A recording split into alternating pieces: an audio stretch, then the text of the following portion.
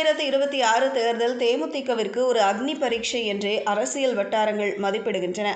இந்த தேர்தலிலும் கட்சி தோல்வியடைந்தால் தொண்டர்களின் மனநிலை மேலும் தளர்ந்து போகும் அபாயம் இருப்பதால் கூட்டணி முடிவில் பிரேமலதா விஜயகாந்த் மிகுந்த கவனத்துடன் செயல்பட வேண்டிய நிலை ஏற்பட்டுள்ளது.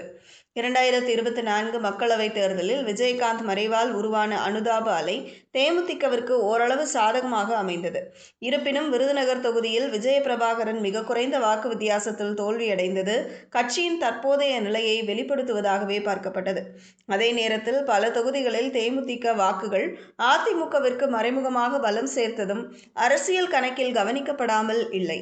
தூத்துக்குடி, விளாத்திகுளம், கோவில்பட்டி, ஒட்டப்பிடாரம் போன்ற பகுதிகளில் கிடைத்த கூடுதல் வாக்குகள், விஜயகாந்த் மீது இருந்த தனிப்பட்ட ஈர்ப்பு, பிரேமலதாவின் தீவிர பிரச்சாரம் மற்றும் குறிப்பிட்ட சமூக ஆதரவு ஆகியவற்றின் கலவையாகவே இருந்தது.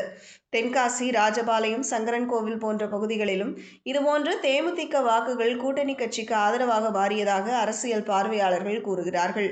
மொத்தத்தில் தேமுதிகவுக்கு இன்றும் பல தொகுதிகளில் 5000 முதல் 8000 வாக்குகள் வரை உறுதியான ஆதரவு இருப்பதாக மதிப்பீடுகள் தெரிவிக்கின்றன.